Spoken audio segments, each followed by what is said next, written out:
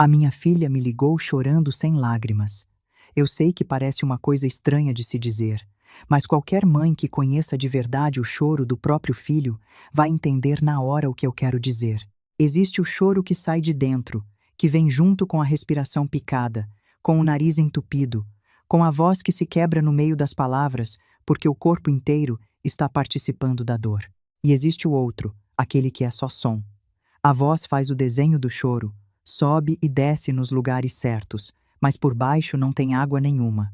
É um choro de boca, não de peito. E foi esse, exatamente esse, que eu ouvi do outro lado da linha naquela manhã, quando a minha filha me disse que o pai dela tinha morrido. Mãe, ela disse, com aquela voz molhada por fora e seca por dentro. O papai faleceu. Foi agora de manhã, no hospital. O coração dele não aguentou. Eu fiquei de pé no meio da cozinha, com o pano de prato ainda na mão, e senti o chão ficar mole debaixo dos meus pés. Mas não foi a notícia da morte que me derrubou. Foi outra coisa, uma coisa que eu não soube nomear naquele primeiro instante, mas que ficou ali, atravessada na minha garganta, como uma espinha de peixe. Era o jeito. Era o choro sem lágrima. Era alguma coisa errada no ar. Alguma coisa que o meu corpo sentiu antes da minha cabeça entender. Porque, veja bem, eu deveria estar desabando naquele momento. A notícia da morte do meu companheiro de 48 anos deveria ter me jogado no chão. E uma parte de mim, sim, queria desabar. Mas tinha outra parte, uma parte velha, treinada, que eu nem sabia que ainda estava acordada dentro de mim, que em vez de chorar, ficou alerta. Como um cão velho que levanta a orelha no meio do sono porque ouviu um barulho que os outros não ouviram, essa parte de mim não estava chorando o Raymond. Essa parte de mim estava prestando atenção na minha filha. E o que ela ouviu na voz da Lindsay não foi luto, foi roteiro. Foi uma menina recitando uma fala decorada, com as emoções nos lugares errados, como uma atriz ruim num teatro de escola. Eu não soube disso tudo de uma vez, claro. Naquele primeiro segundo, foi só o aperto, a espinha na garganta, o desconforto sem nome. Mas 30 anos depois de começar, e 10 depois de terminar a minha carreira, eu ainda carregava dentro de mim o instinto que aquele trabalho me deu. E esse instinto, naquela cozinha, com o pano de prato na mão, acendeu uma luzinha vermelha que eu tentei, no começo, ignorar. Afinal, que tipo de mãe desconfia da própria filha no minuto em que recebe a notícia da morte do pai? Que tipo de monstro é esse? Eu me senti culpada pela própria desconfiança, mas ela não foi embora. Ficou ali, queimando baixinho. Eu tinha 71 anos naquela manhã e morava em Savannah, no estado da Geórgia, no sul dos Estados Unidos. Quem nunca foi a Savannah talvez não saiba, mas é uma das cidades mais bonitas e mais antigas de todo o país, fundada lá no século XVIII, cheia de praças arborizadas, de casas com varandas de ferro trabalhado e de carvalhos enormes cobertos por aquele musgo cinzento que pende dos galhos como cabelo de bruxa. É uma cidade de calor úmido, de história pesada e de muita, muita educação na superfície. Deixa eu te contar uma coisa sobre Savannah, porque tem a ver com a história. É uma cidade construída em volta de praças, mais de 20 delas, cada uma com o seu jardim, os seus bancos, as suas estátuas. Os turistas adoram. Acham tudo um cartão postal. Mas quem mora ali a vida inteira, como eu morei, sabe que por baixo daquela beleza toda corre uma coisa mais antiga e mais dura. No sul dos Estados Unidos, as pessoas têm um jeito doce de falar.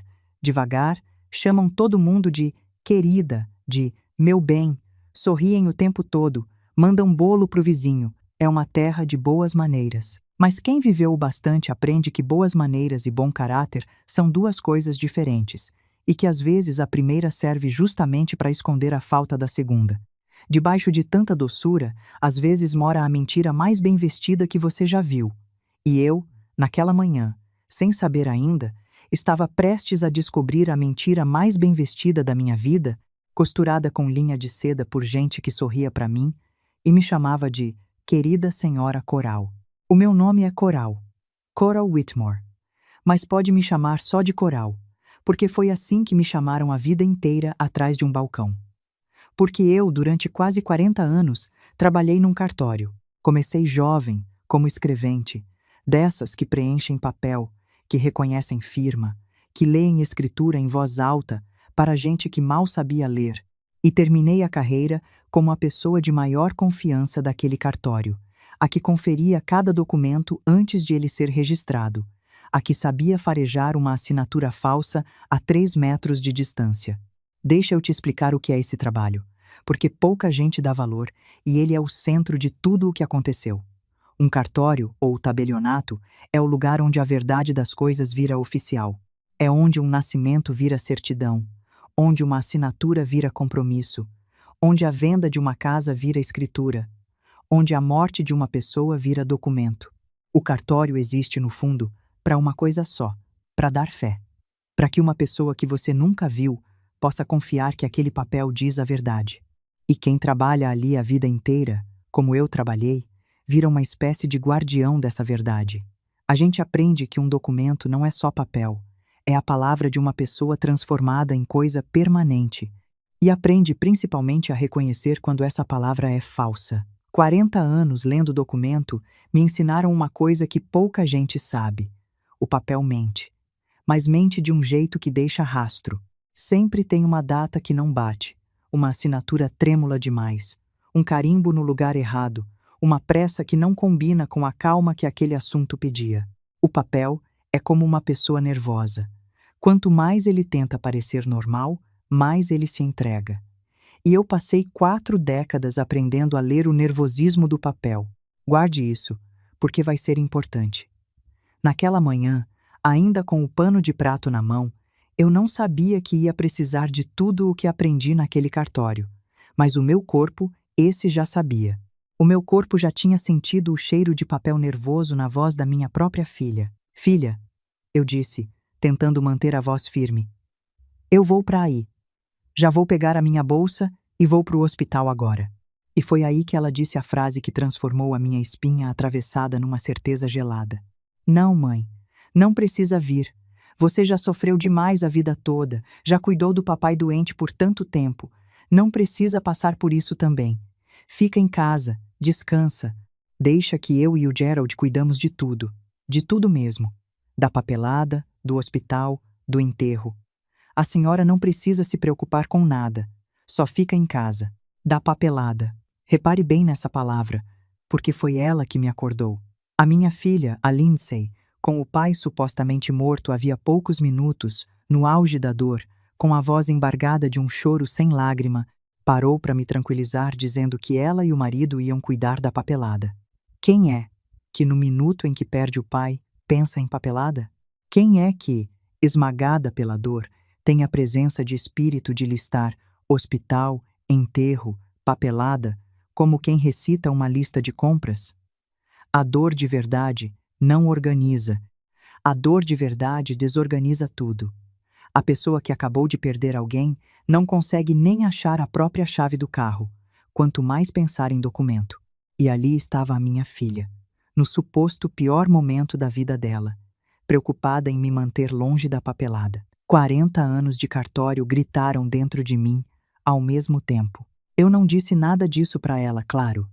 A vida me ensinou que, quando você desconfia de alguém, a pior coisa que você pode fazer é avisar que desconfiou. Então eu engoli tudo, deixei a voz tremer de propósito e disse: Tá bom, filha, se você acha melhor. Eu fico aqui então. Me liga quando puder. E desliguei. Fiquei parada na cozinha, com o coração batendo forte, tentando entender o que estava acontecendo. Será que eu estava ficando louca? Será que era só a minha cabeça velha de ex-escrevente, vendo fraude onde só havia luto? Será que eu estava desconfiando da minha própria filha, num momento em que ela só queria me poupar? Por um instante, eu quase acreditei nisso. Quase me convenci de que era paranoia minha, que eu estava transformando o cuidado da minha filha em conspiração. E talvez eu tivesse ficado em casa, talvez eu tivesse obedecido, talvez essa história toda tivesse terminado de um jeito completamente diferente, se o telefone não tocasse de novo. Exatamente 1 minuto depois. Eu nem tinha largado o aparelho ainda. Era um número que eu não conhecia. Do hospital. Eu atendi com a mão tremendo. Senhora Coral? Era uma voz de mulher, baixa, apressada, quase um sussurro, como quem fala escondido. A senhora é a esposa do Sr. Raymond Whitmore? Sou eu, respondi. O que aconteceu? A minha filha acabou de me dizer que o meu marido. Escuta. A mulher me cortou, e a urgência na voz dela me calou na hora. Eu não tenho muito tempo, e eu não devia estar fazendo essa ligação. Eu posso perder o meu emprego por isso, mas eu não consegui ficar quieta. A senhora precisa ouvir o que eu vou dizer, e precisa ouvir com calma, porque é importante demais. O meu coração parou. O seu marido não morreu, senhora Coral. O Sr. Raymond está vivo. Está internado aqui, na ala leste, e está vivo. Eu o vi há menos de 1 hora. Ele está fraco, mas está vivo. O pano de prato caiu da minha mão no chão. Como assim vivo? Eu consegui dizer, com a voz saindo num fiapo. Mas a minha filha acabou de me ligar dizendo que ele faleceu de manhã, que o coração. Eu sei, disse a mulher. Eu sei o que estão dizendo. E é exatamente por isso que eu estou te ligando, arriscando tudo. Não confie na sua filha, senhora Coral. Não confie no marido dela. Não confie em ninguém que estiver te dizendo para ficar em casa. Venha para o hospital. Venha agora, com urgência. Mas não vá pela recepção. Não pergunte pelo seu marido na entrada. Venha direto para o consultório do Dr. Hollis, no 3º andar, ala administrativa. Eu vou estar esperando perto de lá. Pergunte pela enfermeira Dorothy. Sou eu. E pelo amor de Deus, venha rápido porque eu não sei quanto tempo a gente tem. E ela desligou. Eu fiquei ali, no meio da cozinha, com o pano de prato no chão, o telefone mudo na mão, e o mundo inteiro, girando devagar à minha volta. O meu marido estava vivo. A minha filha tinha me ligado dizendo que ele estava morto. E uma enfermeira que eu nunca tinha visto na vida estava arriscando o emprego para me dizer para não confiar na minha própria filha e correr para o hospital. Mas eu estou indo rápido demais. Para você entender o tamanho do buraco em que eu estava prestes a enfiar a cabeça e o que foi que eu encontrei naquele consultório do 3º andar, eu preciso voltar um pouco. Preciso te contar quem era o meu Raymond, o que tinha acontecido com ele nos últimos meses e por que a minha própria filha, o sangue do meu sangue, era capaz de me dizer que o pai dela tinha morrido quando ele ainda respirava. O meu Raymond e eu fomos casados por 48 anos. 48. Quase meio século de uma vida dividida com o mesmo homem. A gente se conheceu jovem, naquele tempo em que as coisas eram mais simples, e construiu, devagar, do zero, uma vida confortável. Não éramos ricos, mas tínhamos o suficiente. A nossa casa, que era nossa, sem dever 1 centavo a banco nenhum. Uma poupança razoável, juntada moeda por moeda ao longo de décadas, e principalmente, uma apólice de seguro de vida que o Raymond fez questão de manter a vida inteira, pagando religiosamente todo mês, dizendo que era para eu nunca passar necessidade caso ele fosse antes. Coral, ele dizia, eu não vou deixar você na mão. Esse seguro é a minha promessa de que, mesmo morto, eu ainda cuido de você. Era um valor alto esse seguro, bem alto. Guarde isso também. Foi mais ou menos uns 2 anos antes daquela manhã que a saúde do Raymond começou a ruir. Primeiro o coração, depois um derrame, depois aquela sequência de problemas que vem em cascata quando o corpo de um homem velho começa a falhar. E foi nesse período, com o meu marido fragilizado, que a minha filha, a Lindsay, e o marido dela, o Gerald, começaram a rondar a nossa vida de um jeito que, na época, eu quis interpretar como carinho, e que só muito depois eu entendi que era outra coisa. A Lindsay é a minha única filha. E eu vou ser honesta com você, porque essa história só presta se for honesta. A Lindsay sempre foi um problema. Não desde sempre, mas desde que casou com o Gerald. Antes dele, ela era uma menina comum, um pouco mimada, talvez, porque o Raymond fazia todas as vontades dela, mas era uma boa menina, tinha um bom coração por baixo das birras. O problema começou quando ela conheceu o Gerald, um homem ambicioso, do tipo que mede as pessoas pelo tamanho da carteira, e que enxergou na minha filha, e principalmente no patrimônio dos pais dela, uma escada para subir na vida. O Gerald tinha sempre um negócio novo que ia mudar tudo, sempre um investimento que ia multiplicar o dinheiro, e sempre, sempre, uma dívida atrás dele que ninguém via, mas que estava lá, crescendo como mato no quintal abandonado. Deixa eu te falar do Gerald, porque entender esse homem é entender a tragédia toda. Ele era o tipo de pessoa que confunde aparência com sucesso. Para ele, o importante não era ser, era parecer. Parecer rico, parecer bem-sucedido, parecer importante. E para manter essa aparência, ele gastava o que não tinha, devia a quem podia, e empurrava os problemas para frente com a esperança de que algum golpe de sorte resolvesse tudo. Eu já tinha visto esse tipo de homem desfilar pelo balcão do meu cartório a vida inteira, vindo registrar escrituras de bens que mal podiam pagar, fazendo dívida em cima de dívida. Eu sabia como aquela história terminava. Termina sempre mal. A pergunta nunca é se, é quando, e quem vai pagar a conta no final. O que eu não imaginava é que no caso do Gerald, a conta ia tentar ser paga com a vida do meu marido. Ao longo dos anos, eu vi o Gerald transformar a minha filha. Vi a Lindsay, que era uma menina de coração mole, ir endurecendo, ir ficando obcecada por dinheiro, por aparência, por status. Vi os dois afundarem em dívidas mantendo um padrão de vida que não cabia no que ganhavam. Carro do ano, casa grande num condomínio chique, viagens que eles postavam nas redes sociais para todo mundo ver. Tudo no crédito, tudo na aparência, tudo por fora. E quando o Raymond adoeceu, eu comecei a perceber, com um aperto no coração que eu tentava ignorar com todas as forças, que a Lindsay e o Gerald não olhavam mais para o meu marido doente como pai e sogro. Olhavam como uma conta bancária com prazo de validade. Eu percebia nas perguntas que eles faziam. Mãe, o papai deixou testamento? Mãe, aquele seguro de vida do papai ainda está em dia? Mãe, a casa está no nome de quem?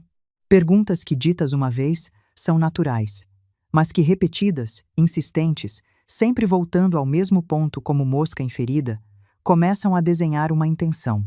E eu, com os meus 40 anos de cartório, sabia ler intenção do mesmo jeito que sabia ler documento. Por baixo daquelas perguntas tão preocupadas, tão de filha dedicada, eu ouvia outra pergunta, a verdadeira, a que eles não tinham coragem de dizer em voz alta. Quanto a gente vai ganhar quando ele morrer? E quando é que isso vai ser? Mas eu nunca imaginei, nem nos meus piores pesadelos, até onde eles seriam capazes de ir. Eu achava que, no máximo, eles estavam de olho na herança, esperando, contando os dias de um jeito frio, mas, digamos, dentro da lei. O que eu não imaginava é que existia uma terceira pessoa naquela história. Uma pessoa que eu mal conhecia, mas que era o verdadeiro cérebro de tudo. Uma pessoa de jaleco branco. O Dr. Hollis. O Dr. Hollis era o médico que vinha acompanhando o Raymond nos últimos meses. Um homem de uns 50 e poucos anos, de cabelo grisalho bem cortado, óculos caros, e aquele jeito macio e confiante de falar que faz a gente baixar a guarda. Ele tratava todo mundo com uma cordialidade tão lisa que escorregava, chamava o meu marido de meu amigo Raymond. Me chamava de querida senhora Coral. Apertava a minha mão com as duas mãos dele, daquele jeito que político faz. E eu, confesso, no começo gostei dele. Achei que o Raymond estava em boas mãos. Como eu estava enganada. Deixa eu te explicar uma coisa, porque é o centro de tudo o que aconteceu. Nos Estados Unidos, o sistema de saúde é quase todo privado e funciona de um jeito muito diferente do Brasil. Aqui no Brasil, com todos os problemas que o sistema tem, existe uma coisa chamada Sistema Único de Saúde, o famoso SUS, que atende qualquer pessoa de graça, do mais rico ao mais pobre, e que é uma das maiores redes públicas de saúde do mundo inteiro. Muita gente não dá valor, mas é uma das coisas mais bonitas que esse país construiu. Já nos Estados Unidos, não existe nada parecido. Lá, se você não tem um bom plano de saúde ou muito dinheiro, adoecer pode te levar à falência. Um tratamento de câncer, uma internação longa, uma cirurgia complicada, podem custar centenas de milhares de dólares. E onde tem muito dinheiro circulando e muita gente desesperada, sempre aparece alguém disposto a ganhar dinheiro sujo. E o Dr. Hollis era exatamente esse tipo de alguém. O que eu fui descobrir depois é que o Dr. Hollis tinha um esquema sujo montado com paciência ao longo de anos, usando a posição dele de médico de pacientes idosos e ricos. Funcionava assim. Ele identificava famílias em que os herdeiros estavam ansiosos pela herança, endividados, com pressa de que o velho ou a velha fosse logo. Famílias como a do Gerald e da minha Lindsay. E ele oferecia a esses herdeiros um serviço macabro. Por uma boa quantia, ele agilizava as coisas, falsificava documentos, antecipava atestados.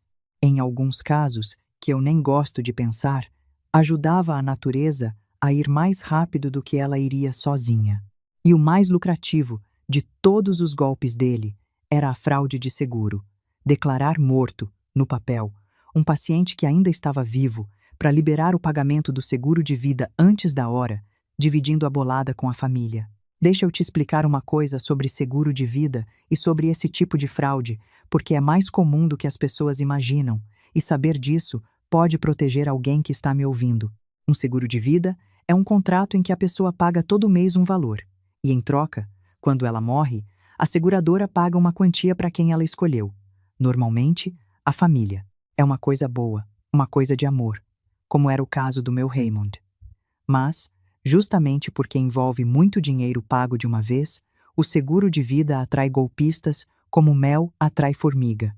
Existe um tipo de fraude que os investigadores conhecem bem, em que se forja a morte de uma pessoa para receber o seguro. Às vezes a pessoa está viva e some, finge a própria morte. Às vezes, e isso é o mais cruel, a pessoa está viva e doente, e alguém de dentro, com poder para mexer nos documentos, declara ela morta no papel. Por isso é que toda seguradora séria investiga antes de pagar valores altos. Por isso é que existe gente, como eu fui no cartório do meu jeito, treinada para farejar quando uma morte no papel não bate com a verdade. A lição que eu quero deixar para você é simples. Documento de morte é coisa séria. E quando uma família tem pressa demais com a papelada de um falecido, vale sempre uma segunda olhada. A pressa, nessas horas, costuma ter dono e ter motivo. Era isso que estavam fazendo com o meu Raymond. A minha filha e o Gerald, afundados em dívidas, tinham fechado o negócio com o Dr. Hollis. O plano era declarar o Raymond morto, sacar o seguro de vida, aquele seguro alto que o meu marido pagou a vida inteira para me proteger, e dividir o dinheiro. E para isso dar certo, eles precisavam de uma única coisa: me manter longe. Manter a esposa, a única pessoa que assinaria papéis, que reconheceria o corpo, que daria a palavra final, em casa, sofrendo, longe do hospital, confiando que eles cuidariam de tudo. Por isso a Lindsay me ligou dizendo para eu não ir. Por isso a pressa com a papelada. Eu era a única pedra no caminho deles. E eles acharam que, me dando a notícia da morte por telefone e me mandando descansar em casa, eu ficaria quietinha no meu canto, quebrada de dor, enquanto eles assinavam a morte do meu marido vivo e embolsavam o dinheiro. O que eles não contavam é com duas coisas. A primeira, que existe gente honesta até nos lugares mais podres, e que uma enfermeira chamada Dorothy não ia conseguir dormir à noite sabendo de um homem vivo sendo declarado morto. E a segunda, que a velha que eles acharam que iam manobrar tinha passado 40 anos da vida lendo o nervosismo do papel, e sabia, no instante em que ouviu a palavra papelada, que tinha alguma coisa muito errada acontecendo. Eu peguei a minha bolsa, peguei a chave do carro, e com 71 anos e o coração disparado, eu fiz exatamente o contrário do que a minha filha tinha mandado. Eu fui para o hospital. A viagem até lá foram os 20 minutos mais longos da minha vida. Eu dirigia com as mãos apertando o volante, repassando tudo na cabeça, tentando achar uma explicação inocente que encaixasse, e não achando nenhuma. Se o Raymond tivesse morrido mesmo, por que a enfermeira ligaria dizendo que ele estava vivo? Se fosse engano da enfermeira, por que a minha filha estaria com tanta pressa de me manter longe? Não tinha versão boa. Toda forma de juntar aquelas peças resultava num desenho feio. Eu nunca tinha dirigido com tanto medo e tanta determinação ao mesmo tempo. Passava pelas praças bonitas de Savannah, pelos carvalhos cheios de musgo, por aquela cidade doce e mentirosa, e só conseguia pensar numa coisa: chegar a tempo. A tempo de quê? Eu nem sabia direito. A tempo de impedir uma assinatura. A tempo de salvar um homem que talvez já não pudesse ser salvo. A tempo de não chegar e descobrir que tinha demorado demais. O meu coração de 71 anos batia de um jeito que me assustava, e eu pedia a Deus, baixinho, que ele aguentasse só mais um pouco, que não me falhasse logo agora, justo agora que o Raymond precisava de mim mais do que nunca. E eu pensava na minha filha, em cada fase da vida dela passando como num filme. A Lindsay bebê, dormindo no meu colo. A Lindsay criança, correndo nas praças de savana. A Lindsay adolescente, brigando comigo por bobagem.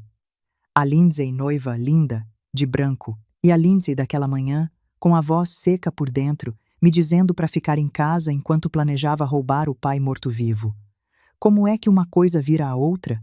Em que momento a minha menininha de colo virou aquela mulher do telefone? Eu não tinha resposta, só tinha a dor, e o volante, e os 20 minutos mais longos da minha vida. Cheguei ao hospital, estacionei torto, quase subindo na guia, e fiz como a Dorothy tinha dito. Não fui pela recepção, não perguntei pelo Raymond.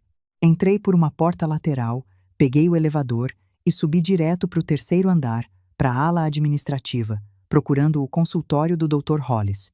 O corredor estava quase vazio, com aquela luz branca fria de hospital, dessas que deixam todo mundo com cara de doente, e o meu salto ecoava no piso encerado. O meu coração batia tão forte que eu achava que ia desmaiar ali mesmo e dar o maior trabalho para quem eu estava tentando enfrentar.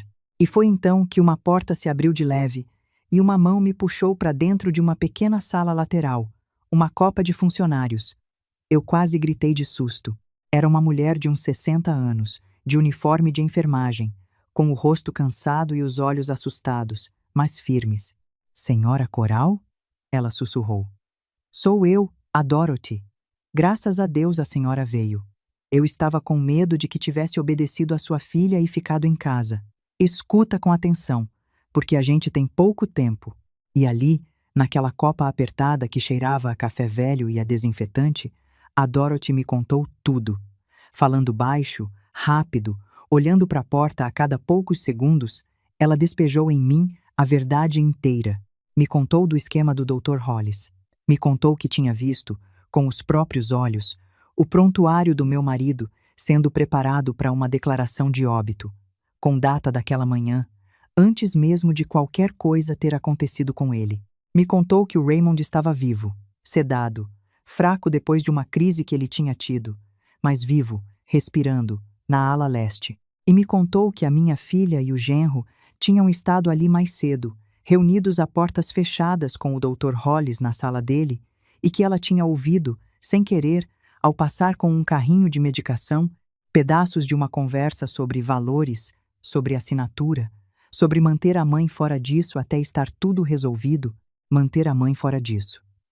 Essas palavras ditas pela Dorothy encaixaram com a frase da minha filha no telefone. "Deixa que a gente cuida de tudo. Você não precisa vir", como duas peças do mesmo quebra-cabeça macabro. Naquele momento, qualquer dúvida que ainda pudesse restar dentro de mim morreu. Não era paranoia de velha, não era luto me confundindo. Era real. Estavam, naquele exato instante, tentando matar o meu marido no papel para embolsar o seguro dele. "Eu trabalho aqui há 22 anos, senhora Coral", a Dorothy me disse, com os olhos cheios de água, as mãos torcendo a barra do uniforme. Eu já desconfiava desse homem faz tempo. Já vi coisas estranhas, óbitos rápidos demais, famílias saindo daqui com uma pressa que não é de luto, papéis que apareciam prontos rápido demais. Mas eu nunca tive coragem de fazer nada, porque ele é poderoso, tem advogado, tem amigo na diretoria, e eu sou só uma enfermeira, há 3 anos de me aposentar. Eu tenho medo, senhora Coral. Tenho medo de perder o meu emprego, a minha aposentadoria, tudo pelo que eu trabalhei, mas dessa vez eu não consegui. Dessa vez, tinha um homem vivo sendo declarado morto, e a esposa dele sendo enganada pela própria filha por telefone. Eu fiquei na copa, com o telefone do prontuário na mão, e pensei: "Dorothy, se você não ligar para essa mulher, você vai carregar esse peso até o fim da vida." E eu liguei. Que Deus me perdoe se eu estiver errada, mas eu não consegui ficar quieta. Eu peguei as mãos daquela mulher, aquelas mãos que tremiam de medo de perder tudo o que ela tinha construído, e eu disse a ela a única coisa que cabia naquele momento: "Você não está errada, Dorothy. Você é a pessoa mais certa que eu encontrei dentro desse hospital, talvez a mais certa que eu encontrei em muito tempo. E eu nunca, nunca na minha vida vou esquecer o que você está fazendo por mim hoje. Você não vai perder nada. Eu vou cuidar para isso. A partir de agora, você não está mais sozinha nessa. Agora somos duas. E então eu respirei fundo, endireitei as costas e fiz o que 40 anos de cartório tinham me preparado para fazer a vida inteira sem que eu soubesse. Eu fui atrás do papel, porque eu sabia, com toda a certeza do mundo, que num esquema desses a prova não está nas pessoas, que mentem, que negam, que se defendem. A prova está sempre no papel, e o papel, esse, não sabe mentir para quem sabe lê-lo. Eu pedi para Dorothy uma coisa só, que ela me levasse, sem ninguém ver, até onde ficava o prontuário do meu marido. E o que eu encontrei naquele prontuário foi o começo do fim do Dr. Hollis. Mas antes de eu te contar o que tinha naquele prontuário, deixa eu voltar um pouco mais, porque você precisa entender quem era o meu Raymond para sentir o tamanho do que estavam fazendo com ele. O Raymond era um homem simples e bom. Trabalhou a vida inteira como mestre de obras dessas pessoas que constroem com as próprias mãos as casas onde os outros vão morar. Tinha as mãos grossas, calejadas, e um jeito de falar devagar, pensando antes de cada frase. Não era homem de muita conversa, mas era homem de muita ação. Quando eu precisava de alguma coisa, ele não dizia "eu te amo" com a boca. Ele consertava a torneira que pingava. Ele trocava o pneu do meu carro na chuva. Ele acordava cedo para ligar o carro e deixar quentinho para mim nas manhãs frias de inverno. O amor dele era feito de gestos, não de palavras. E talvez por isso a falta dele, mesmo quando ele ainda estava vivo, mas já doente, já doce tanto. A gente se conheceu jovem, eu com 19 anos, ele com 21, num baile de igreja, dessas coisas simples de antigamente. Ele não sabia dançar direito, pisava no meu pé, ficava vermelho, e foi exatamente esse jeito desajeitado e honesto que me conquistou. Porque os homens espertos demais, de conversa boa demais, esses eu sempre desconfiei. O Raymond era o contrário. Tudo o que ele tinha, ele mostrava. Não tinha segunda intenção, não tinha fundo falso. Era um homem inteiro, de uma peça só. A gente namorou 4 anos e casou. E a partir dali foram 48 anos construindo uma vida tijolo por tijolo, do mesmo jeito que ele construía as casas dos outros. A gente construiu uma vida boa juntos. Não uma vida rica, mas uma vida digna, honesta, sem dever nada a ninguém. Criamos a Lindsay com o que a gente podia. Demos a ela estudo, demos a ela amor, demos a ela mais do que a gente teve. E o Raymond tinha um orgulho especial daquele seguro de vida. Para um homem que veio de baixo, que conheceu a pobreza na infância, que passou fome de verdade quando menino, poder garantir que a esposa não passaria necessidade depois que ele morresse, era a maior prova de amor que ele sabia dar. Coral, ele me dizia, batendo no bolso onde guardava os papéis. Enquanto eu pagar isso aqui todo mês, você está protegida. Pode acontecer qualquer coisa comigo que você não vai ficar desamparada. Ele não sabia, coitado, que justamente aquele seguro, aquela prova de amor dele, ia virar o motivo pelo qual a própria filha dele tentaria declará-lo, morto antes da hora. O Raymond começou a adoecer mais ou menos uns 2 anos antes daquela manhã. Foi o coração, primeiro, e depois um derrame que o deixou com a fala arrastada e o lado esquerdo do corpo mais fraco. Ele se recuperou em parte, com muita fisioterapia, com muita teimosia, mas ficou dependente, precisando de cuidados, de remédios caros, de idas e vindas ao hospital. E eu cuidei dele. Cuidei sozinha, na maior parte do tempo, porque a Lindsay aparecia pouco, sempre com pressa, sempre com o Gerald reclamando que tinha compromisso. Eu dava banho no meu Raymond, eu dava comida na boca dele nos dias ruins, eu lia jornal para ele à noite porque a vista dele tinha enfraquecido. Foram 2 anos difíceis, mas foram, à sua maneira, 2 anos de amor. Porque cuidar de quem a gente ama, mesmo no cansaço, mesmo na exaustão, é uma forma de amor que só quem passou por isso entende. E foi nesse período que a minha filha, a Lindsay, e o marido dela, o Gerald, começaram a se aproximar de um jeito que, na época, eu interpretei como amor tardio como arrependimento por terem ficado distantes, e que só muito depois eu entendi que era outra coisa. Eles começaram a aparecer mais, mas não para ajudar. Apareciam para perguntar, para rondar, para medir, com aqueles olhos, quanto tempo ainda faltava. E eu, cega de mãe, querendo acreditar no melhor da minha filha, demorei a enxergar o que o meu olho de cartório já tinha farejado fazia tempo. Porque é isso que o dinheiro faz com certas pessoas. Não com todas, graças a Deus. Mas com certas pessoas, o dinheiro entra como um verme e vai comendo por dentro tudo o que era bom, até sobrar só a ganância. E foi isso que aconteceu com a minha Lindsay, depois que ela se juntou com o Gerald. Eu vi, ao longo dos anos, a minha menina se transformar. Vi o brilho de ganância substituir o brilho de carinho nos olhos dela. Vi ela parar de perguntar como o papai está se sentindo e começar a perguntar quanto tempo os médicos acham que ele tem. São perguntas parecidas na superfície, mas que vêm de lugares opostos do coração. Uma vem do amor, a outra, da espera. Eu sofri muito com essa transformação da minha filha, sozinha, sem dizer a ninguém. Por que mãe tem coragem de admitir, nem para si mesma, que a própria filha virou uma pessoa que ela não reconhece mais? Eu inventava desculpas para ela na minha cabeça. É o Gerald que influencia. É a pressão das dívidas. No fundo ela é boa, é só uma fase. A gente faz isso com os filhos, inventa versões boas deles para não ter que encarar a versão real. Eu fiz isso com a Lindsay por anos, até aquela manhã, quando o choro sem lágrima dela no telefone derrubou todas as desculpas que eu tinha construído de uma vez só. E ali, no hospital, com a Dorothy do meu lado, eu finalmente parei de inventar desculpas. Eu encarei a verdade nua. A minha filha era capaz de me dizer que o pai dela tinha morrido, com ele ainda vivo na cama, para ganhar dinheiro. Não tinha mais desculpa que tapasse esse buraco. E doeu. Doeu de um jeito que nem a morte do Raymond teria doído. Porque a morte é coisa da natureza. A gente aceita. Mas a traição de um filho é coisa que vai contra a natureza inteira, contra tudo o que a gente carregou na barriga e criou no peito. Mas eu não tinha tempo para chorar naquele momento. O choro ia ter que esperar. Naquela hora, eu precisava ser a coral do cartório, não a coral mãe. Eu precisava ser fria, metódica e rápida, porque tinha um homem vivo, o meu homem, sendo transformado em papel de defunto a poucos metros de mim.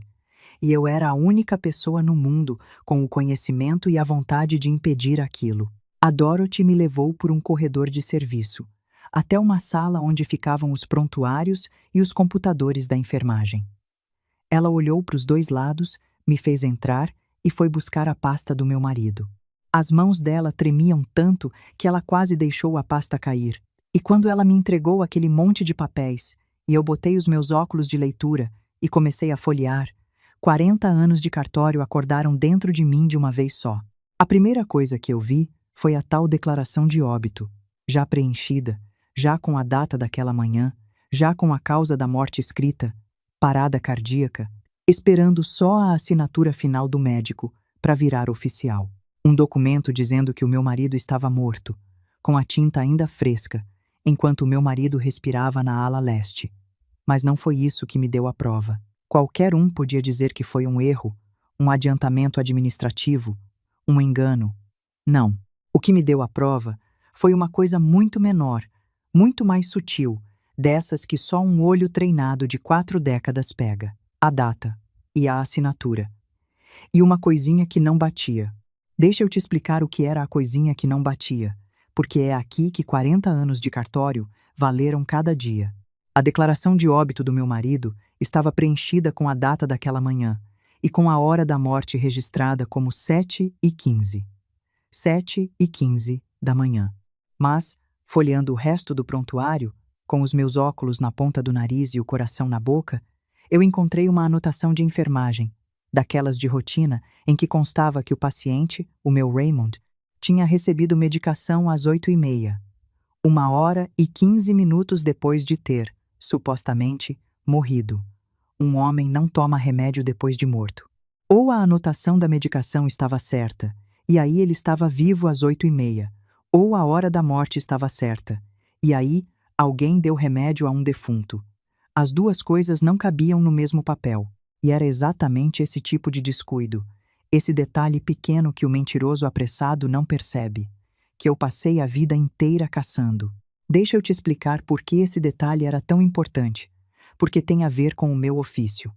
Quando uma pessoa frauda um documento, ela cuida da parte grande, a parte que todo mundo vai olhar. No caso, a declaração de óbito em si, o nome certo, a data redonda, a causa da morte plausível, a assinatura no lugar. O que o fraudador esquece é das partes pequenas, das anotações laterais, dos papéis de apoio que ninguém costuma cruzar com o documento principal. Mas a verdade de um caso não está nunca no documento principal, que foi todo arrumadinho para enganar. A verdade está nas beiradas, nos papéis que o mentiroso não teve o cuidado de alinhar com a mentira.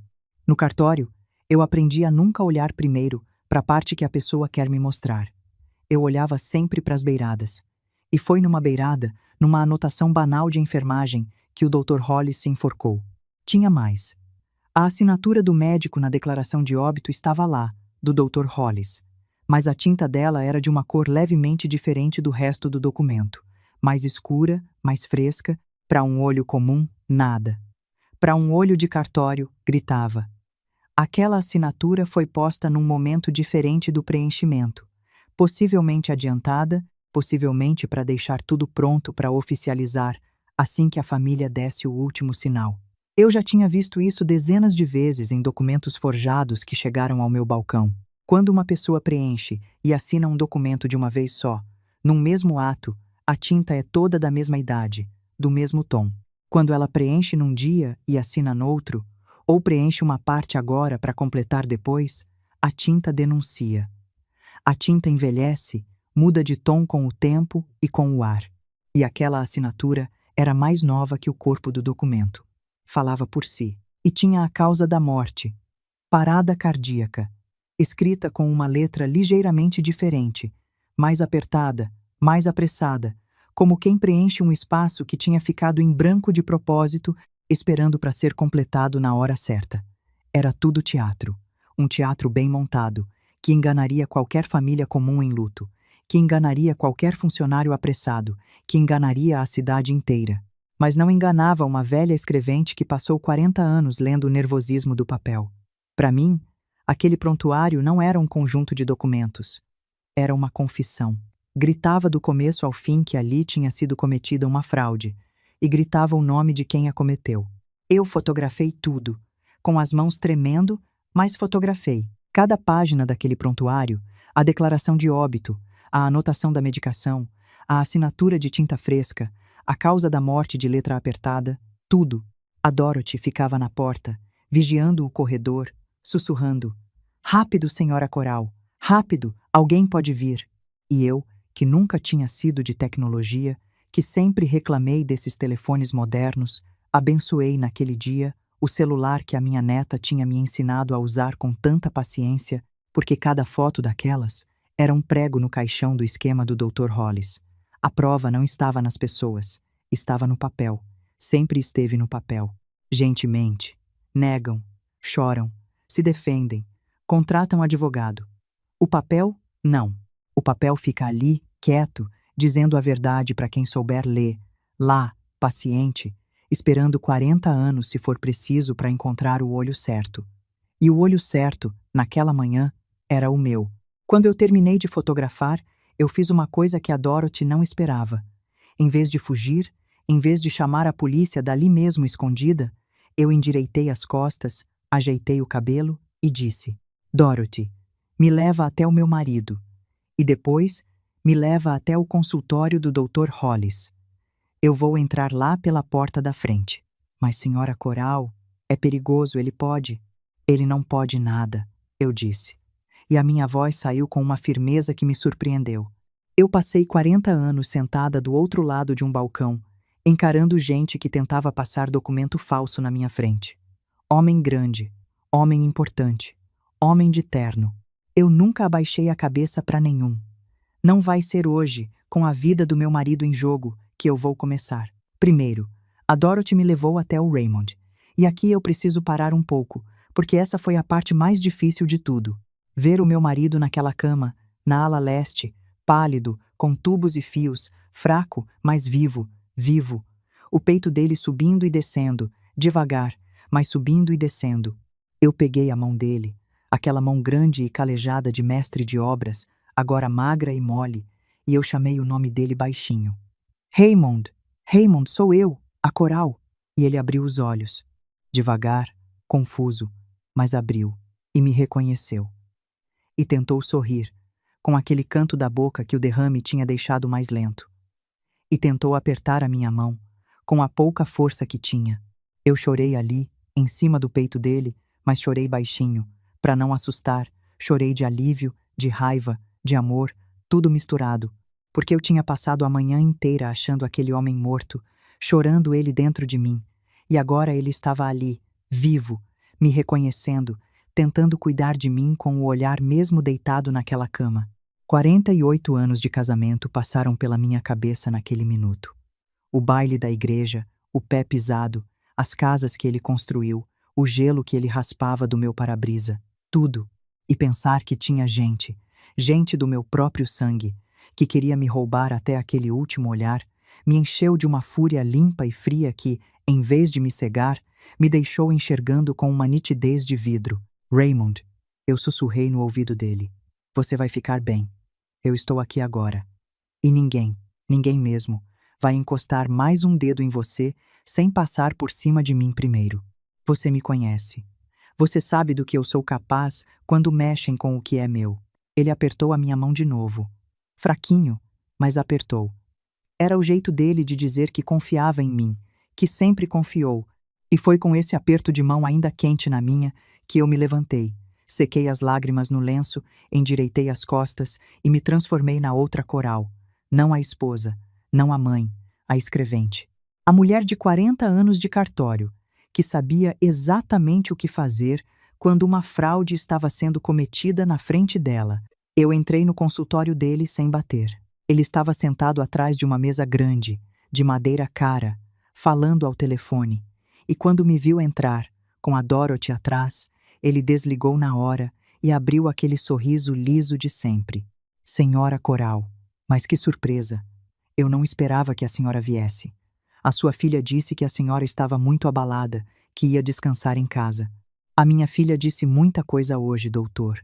Eu cortei e fui me sentando na cadeira em frente a ele, devagar, com toda a calma do mundo, do jeito que eu me sentava quando ia dar uma notícia ruim para alguém do outro lado do balcão.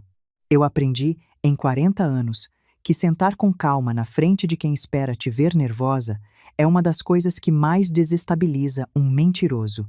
Disse, por exemplo, que o meu marido morreu de manhã, mas eu acabei de sair do quarto dele, ali na ala leste, e ele está bem vivo. Abriu os olhos para mim agora há pouco. Apertou a minha mão. O senhor não acha isso estranho, doutor? Um morto que abre os olhos e aperta a mão da esposa? O sorriso dele vacilou. Só um pouco, mas vacilou. E eu, que passei a vida lendo o rosto das pessoas do outro lado do balcão, vi o cálculo rápido passar por trás dos olhos dele. Ele estava decidindo qual mentira usar. Senhora Coral, eu acho que houve um grande mal-entendido. O estado do seu marido é gravíssimo, e às vezes a família, no desespero, entende mal as informações médicas. Ninguém disse que ele morreu. Ele está em estado crítico, é verdade, e nós devemos nos preparar para o pior, mas... Doutor, eu disse, e tirei o meu celular da bolsa, devagar, sem pressa nenhuma. Eu trabalhei 40 anos num cartório, 40 anos. O senhor sabe o que é que uma escrevente de cartório faz a vida inteira? Ela lê documento. Ela confere papel. Ela aprende, com o tempo, a farejar uma fraude no cheiro da tinta, na cor de uma assinatura, na hora errada de uma anotação. E eu acabei de ler o prontuário do meu marido, inteirinho, da primeira à última página. O rosto dele mudou de cor. Aquele bronzeado bonito de homem rico foi ficando acinzentado, da cor de quem viu o chão se abrir. A senhora não tinha autorização para acessar o prontuário. Isso é ilegal, isso é. Tem uma declaração de óbito preenchida com a data de hoje, doutor. Eu continuei, sem aumentar a voz, porque eu aprendi que a verdade dita baixo assusta mais do que a mentira gritada. Com hora da morte às 7h15 da manhã. Só que o mesmo prontuário, Umas páginas adiante, registra que o meu marido tomou medicação às 8h30. Me explica, doutor, com toda essa sua medicina cara, como é que um homem que morreu às 7h15 toma remédio às 8h30? O senhor ressuscita os seus pacientes para dar o remédio e depois mata de novo? Ou será que a morte das 7h15 é que está errada, porque foi escrita antes de acontecer? Silêncio. Um silêncio pesado, em que dava para ouvir o relógio da parede e a respiração dele, que tinha ficado curta. E a sua assinatura na declaração. Eu fui em frente, implacável, do jeito que eu nunca tinha sido na vida.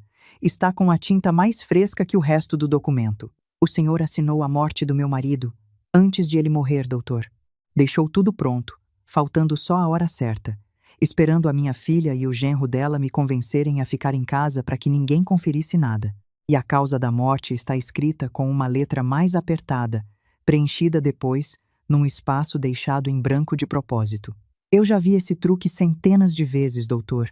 O senhor é amador, perto da gente, que tentou me enganar no balcão do cartório. Eu tenho foto de tudo, de cada página. Já está guardado em lugar seguro. E dessa vez, eu não estava blefando inteiramente. As fotos estavam só no meu celular, é verdade. Mas eu tinha uma coisa que valia ainda mais que elas. Uma testemunha viva. A enfermeira que tinha visto o prontuário sendo preparado, que tinha ouvido a conversa dele com a minha filha e o genro, o Dr. Hollis não sabia que a Dorothy estava do meu lado. E foi a cara dele mudando, quando eu deixei escapar que tinha gente de dentro do hospital comigo, que me confirmou que eu tinha acertado em cheio. O Dr. Hollis se levantou, e por um instante eu vi o predador por baixo do verniz. O sorriso liso sumiu de vez. A voz baixou, ficou ameaçadora. Perdeu toda a doçura sulista de antes. A senhora está fazendo acusações muito graves, com base em interpretações de uma velha que não entende absolutamente nada de medicina. Ninguém vai acreditar na senhora. Eu sou um médico respeitado nesta cidade há 30 anos. Tenho amigos na diretoria deste hospital, tenho advogados, tenho nome.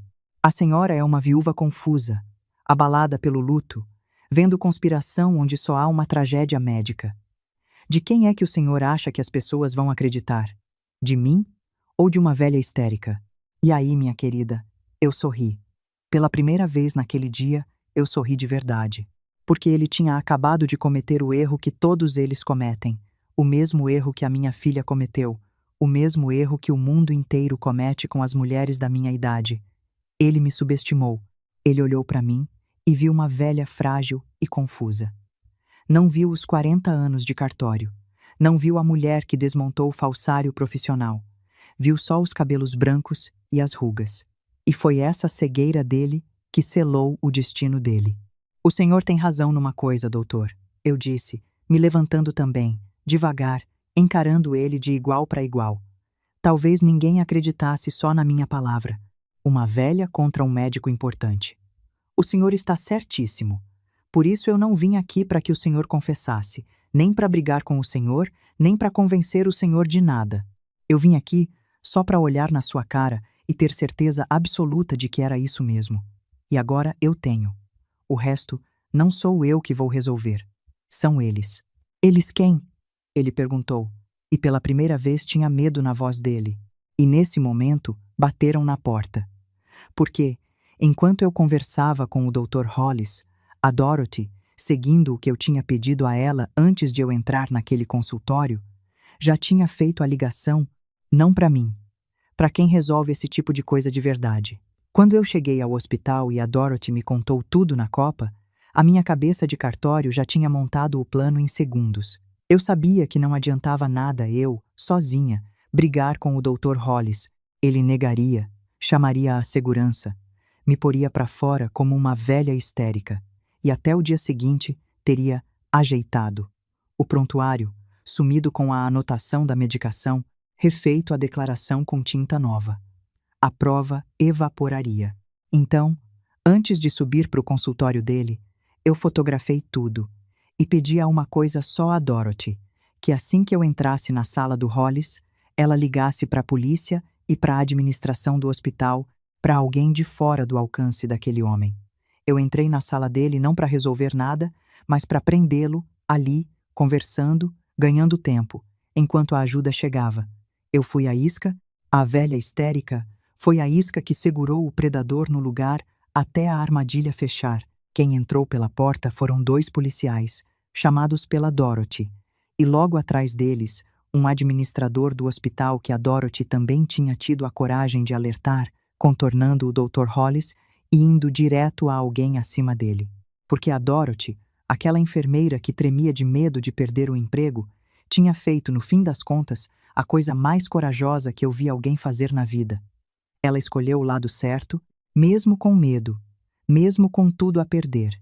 E foi essa coragem dela, somada ao meu olho velho de cartório, que fechou o cerco em volta do Dr. Hollis naquela manhã. Ele tentou, claro, tentou se explicar para os policiais, tentou o sorriso liso, tentou o houve um mal-entendido, tentou puxar o nome, os 30 anos de respeito, os amigos da diretoria. Mas é engraçado como o verniz de um homem desses racha rápido quando a polícia entra na sala. Eu mostrei as fotos do prontuário ali mesmo. Apontei a contradição da hora da morte com a medicação. Apontei a tinta fresca da assinatura. O administrador do hospital, um homem sério, foi ficando branco à medida que entendia o tamanho do que tinha acontecido debaixo do teto dele. E quando mandaram trazer o prontuário original, e ele bateu com as minhas fotos, e a Dorothy confirmou o que tinha visto e ouvido, não teve sorriso liso que segurasse. O Dr. Hollis foi preso ali mesmo, no consultório dele, na frente dos diplomas emoldurados na parede. O que aconteceu depois foi rápido, do jeito que as coisas acontecem quando a verdade finalmente arromba a porta. Deixa eu te explicar uma coisa sobre a lei, porque é importante e foi o que salvou o meu marido. Declarar falsamente a morte de uma pessoa para receber seguro não é uma malandragem qualquer. É crime grave, dos pesados, tanto nos Estados Unidos quanto aqui no Brasil. Configura falsidade de documento, estelionato, fraude contra a seguradora e, dependendo do que se fez para ajudar a natureza a ir mais rápido, coisa muito pior ainda. E quando quem comete é um médico, usando a profissão e o jaleco para isso, o crime é considerado mais grave, porque há uma quebra do dever de cuidar que a sociedade confia àquela profissão. Eu sabia disso porque, nos meus 40 anos de cartório, eu vi mais de um golpe desse ser desmontado, e sabia que a prova que eu tinha nas mãos, aquele prontuário que se contradizia sozinho, era o tipo de prova que não tem advogado caro que derrube. O meu marido foi imediatamente reavaliado por outra equipe médica, transferido de hospital por segurança, e recebeu o tratamento correto que o Dr. Hollis vinha sabotando. Porque essa foi a parte mais cruel que eu descobri depois. O Hollis não só ia declarar o Raymond morto no papel, ele vinha, havia semanas, segurando o tratamento do meu marido, deixando ele piorar de propósito, para que a morte real chegasse logo e o papel virasse verdade sem muito esforço. Quando o Raymond recebeu o tratamento correto, num hospital decente, com médicos honestos, ele melhorou. Devagar, mas melhorou.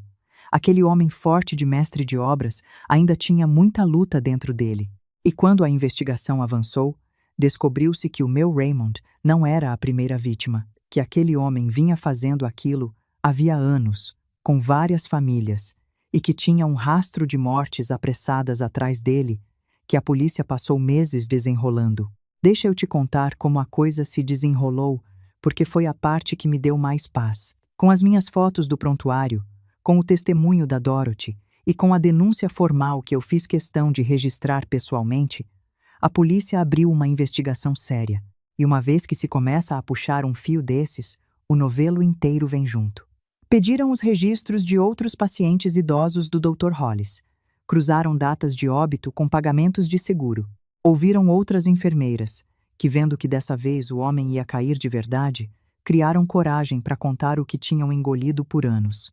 E o que apareceu foi de embrulhar o estômago.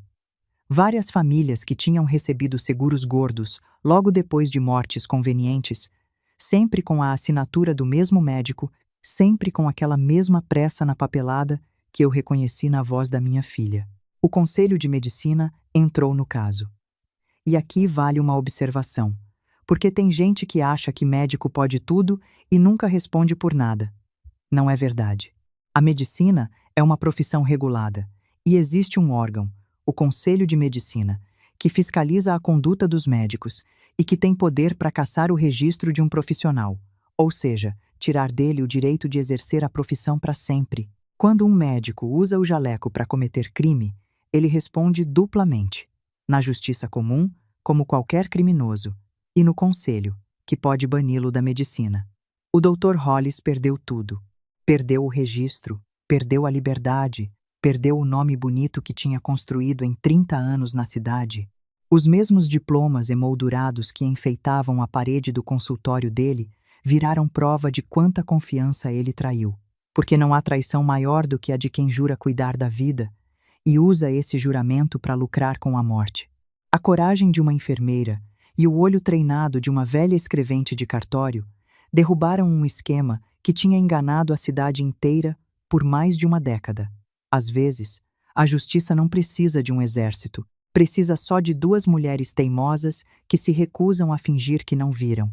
Eu penso muito nisso. Penso em quantas famílias foram enganadas antes da minha, em quantos velhos foram declarados mortos antes da hora, em quanto sofrimento aquele homem causou e em como tudo aquilo só parou, porque uma enfermeira chamada Dorothy não conseguiu dormir e uma velha chamada Coral não conseguiu ficar quieta.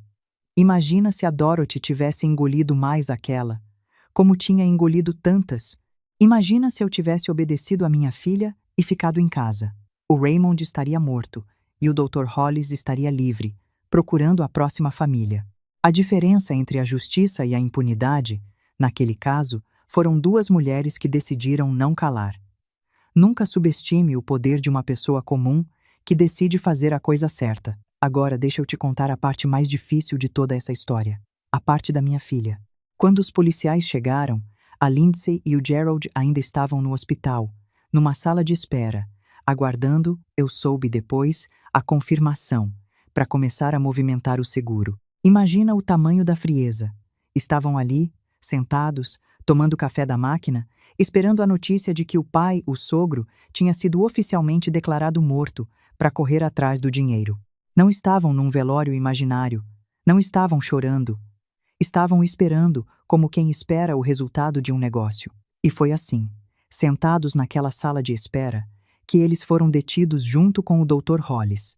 E eu tive que viver a coisa mais antinatural que uma mãe pode viver. Ver a própria filha algemada, sendo levada por policiais, por ter participado de um plano para declarar o pai morto e roubar o dinheiro que esse mesmo pai juntou a vida inteira, moeda por moeda, para proteger a família. Tem dores na vida para que a gente não tem nome. Essa é uma delas. Não existe palavra para descrever o que uma mãe sente ao ver a filha algemada por causa de uma maldade contra o próprio pai. A Lindsay me olhou, quando passou por mim no corredor. E nos olhos dela, no primeiro momento, não tinha arrependimento, não tinha vergonha, tinha raiva. Raiva de mim, pura, ardida.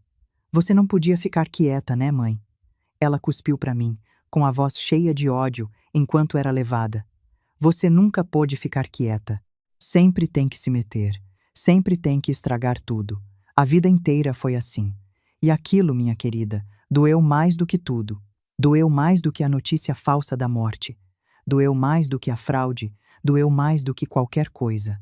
Porque naquele olhar de raiva eu vi, com uma clareza terrível, que a filha que eu criei já não existia havia muito tempo. O Gerald, a ganância, as dívidas, a obsessão por aparência, tinham comido a minha menina por dentro, devagar, ao longo de anos, até não sobrar quase nada dela. O que restou foi aquela mulher de olhos duros, me culpando por ter salvado a vida do próprio pai. Eu não respondi à altura. Eu não gritei, não chorei na frente dela, não dei a ela o espetáculo que talvez ela esperasse. Eu só olhei para minha filha, com o coração partido em 1000 pedaços por dentro, mas com o rosto firme por fora, e disse uma única frase, baixinho, para que só ela ouvisse. Eu fiquei quieta a vida toda, Lindsay. Foi por isso que você achou que eu ia ficar quieta dessa vez também. A vida inteira eu engoli, eu aturei, eu não fiz cena. Eu fui a mãe boazinha que não dá trabalho. E foi essa mulher que vocês acharam que iam manobrar hoje. Mas tem uma coisa que uma mãe nunca fica quieta. quando tentam matar o pai dos filhos dela na frente dela. Aí, minha filha, até a mais quieta das mulheres vira leoa. E segui em frente, para ficar com o Raymond, que era quem precisava de mim. Não olhei para trás. Doía demais para olhar para trás. A Lindsay e o Gerald responderam pela participação no esquema. O Gerald, que era o cérebro daquele lado da história, o que tinha procurado o Hollis e arquitetado tudo, pegou a pena mais pesada. A Lindsay, por ter um papel menor e por ser ré primária, teve uma punição mais branda, mas teve. E o casamento dos dois, aquele casamento de aparência construído em cima de dívida e ganância, não sobreviveu nem ao primeiro mês de problema de verdade. O Gerald, encurralado, tratou de jogar a culpa toda na Lindsay para tentar se salvar, dizendo que tinha sido ideia dela, que ela é que tinha insistido, que ele só acompanhou. O homem que jurou amor eterno à minha filha a entregou sem pestanejar no primeiro aperto, para salvar a própria pele. E a minha filha descobriu, tarde demais, da pior forma possível, o que eu tinha tentado dizer a ela durante anos, e pelo que ela me chamou de implicante, de ciumenta, de mãe controladora, que o homem pelo qual ela trocou a própria família não a amava, nunca a amou. Amava o que ela podia trazer para ele, o conforto, a aparência, o acesso ao patrimônio dos pais dela. E quando ela não pôde trazer mais nada, além de problema e processo, ele a descartou como descartou todos os negócios falidos da vida dele. A Lindsay ficou sem o pai, sem a mãe, sem o marido e sem a liberdade. Tudo de uma vez. Tudo por causa de uma ganância que nem era originalmente dela, mas que ela deixou plantarem dentro do peito. Eu vou te confessar uma coisa, e quero ser honesta, porque essa história só presta se for honesta. Mesmo depois de tudo, mesmo depois daquele olhar de raiva no corredor, mesmo depois das palavras horríveis que ela me cuspiu, eu não consegui odiar a minha filha. Mãe não consegue. Eu tentei, em alguns momentos de raiva, mas não consegui. Eu odeio o que ela fez. Odeio com toda a força do meu coração a pessoa que ela permitiu que o Gerald fizesse dela. Mas a menina que eu embalei no colo, a Lindsay que corria nas praças de Savannah e me abraçava às pernas, essa eu ainda choro por ela, todas as noites, em silêncio, quando ninguém vê. Porque, deixa eu te dizer uma coisa que poucas pessoas entendem. Perder um filho para a morte é uma dor terrível, mas é uma dor limpa, uma dor que a natureza prevê, que tem velório, que tem consolo, que o tempo ajuda a cicatrizar. Mas perder um filho para a ganância dele mesmo, ver o filho vivo se transformar numa pessoa que você não reconhece, que faria mal a você e ao próprio pai por dinheiro, é uma dor de um tipo que não tem nome e não tem enterro. É um luto sem corpo, um luto de quem perdeu alguém que ainda está vivo.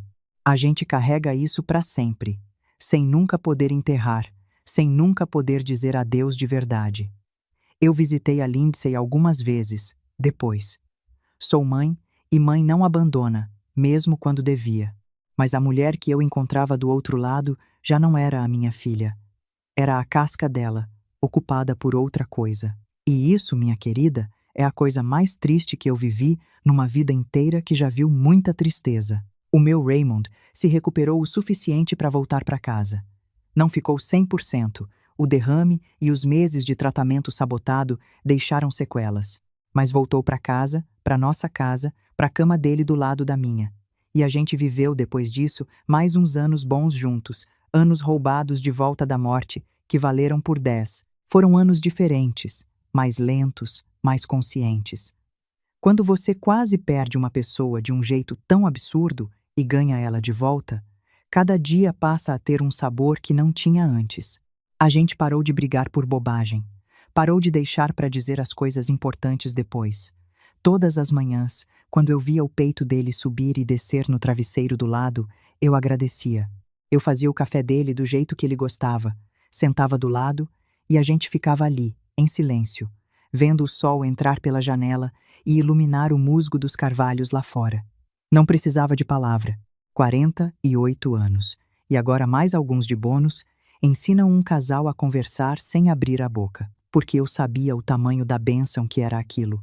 Eu tinha estado a uma assinatura de distância de perder aquele homem para uma fraude, a uma anotação de enfermagem, a uma tinta fresca, Há um detalhe que só os meus olhos de cartório pegaram, de ter chorado em cima de um caixão em vez de um café da manhã.